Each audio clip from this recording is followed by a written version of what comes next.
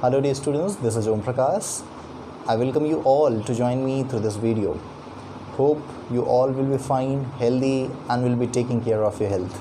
Students, now let's begin today the chapter 4 of your class 9th English textbook Beehive, that is A Truly Beautiful Mind. As you can see, the title is so nice, A Truly Beautiful Mind.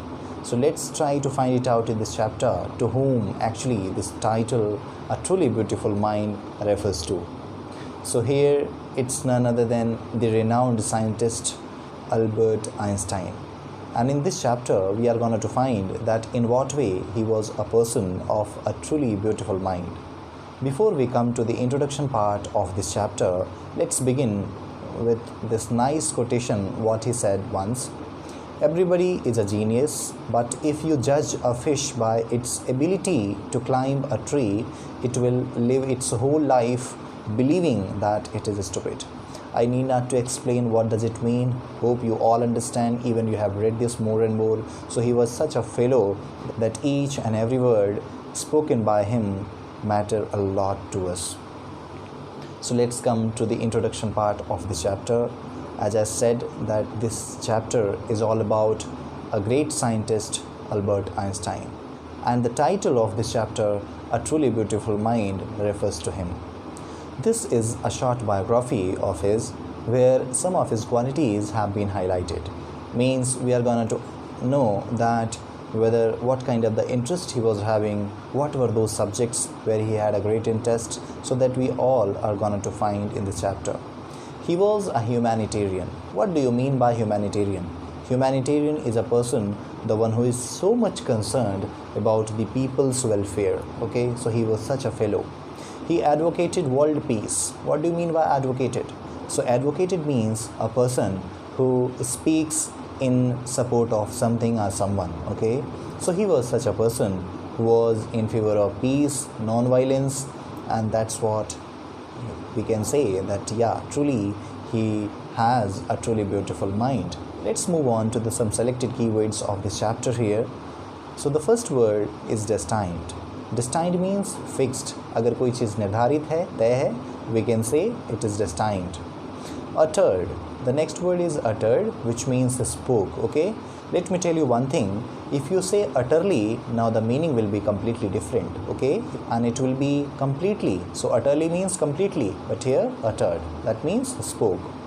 The next word is regimentation. Regimentation means discipline. Okay, rules and regulations, strict discipline. The next word is Serb. That means citizen of Serbia. Okay, so for them this word is used. Philistines. What do you mean by Philistines?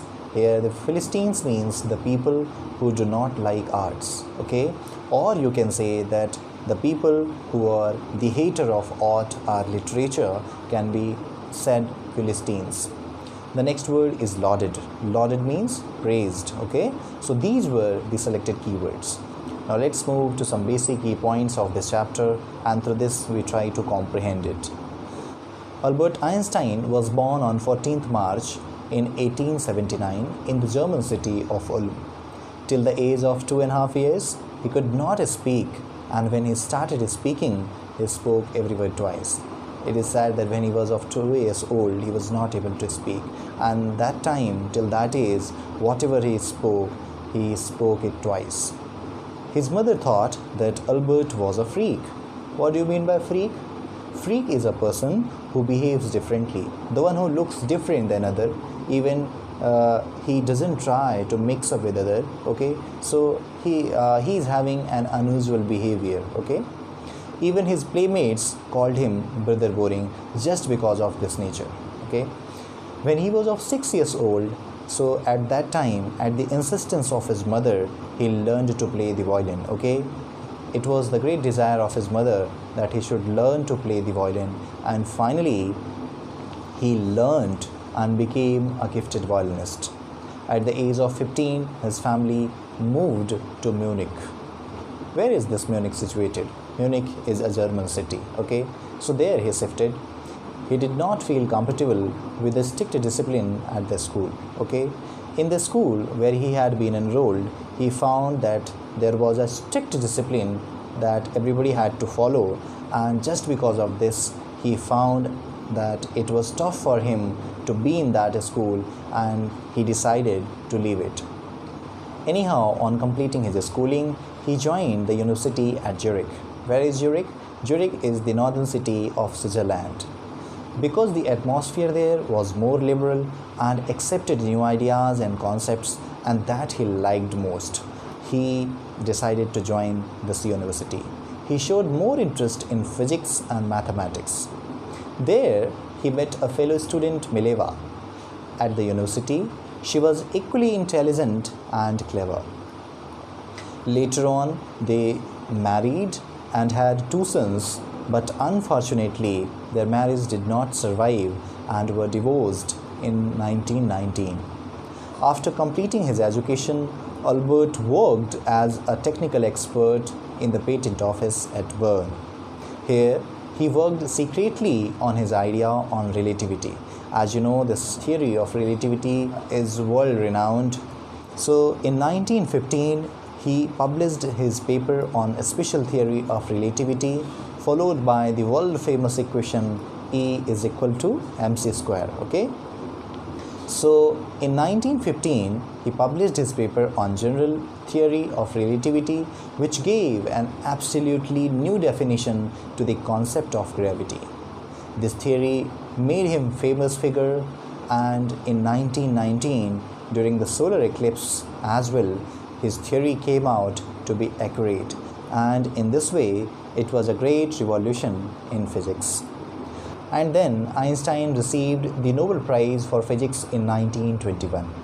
He was showered with honors and got invitations from all over the world and lauded by the press. Okay, what do you mean by lauded, students? Lauded means praised. Okay, in all over the press of the world media, he has been lauded a lot at that time. In 1933, he emigrated to the USA as Nazis had come to power in Germany. He did not want his finding and research to be used for destruction, and for this what he did in 1938, when Germany discovered the principle of nuclear fission. What is fission? Fission is fragmentation of nuclear. Okay, so he was the first person at that time, the one who wrote to the American president about the dangers of the atomic bombs.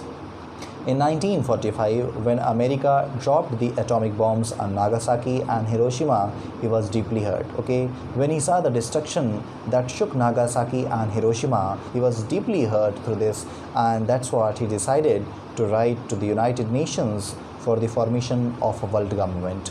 Why? To prevent recurrence. What do you mean by recurrence? Recurrence means repetition, as he did not want to see such destruction that he saw in Nagasaki and Hiroshima. He spent his later days in politics, advocating world peace and democracy. And when he died at the age of 76 in the year 1955, he was celebrated as a visionary and scientific genius. Students, according to you, who is a genius? To whom do you call a genius?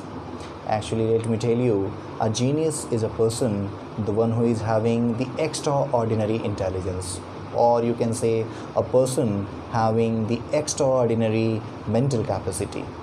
And yes, he was such a person who was really genius, and that's what even the world had to admit it. Okay, so in this way, we all know that he was really a genius scientist. But moreover, when we read this chapter, we come to know a lot about him, as he advocated the world peace, the non-violence, and that's why the title of this chapter refers to him, A Beautiful Mind. Okay, so students, I hope you would have understood this chapter. I have tried to summarize through these key points, but for more details, you read this chapter and learn. And that's it for now. Take care. Thank you so much. Goodbye.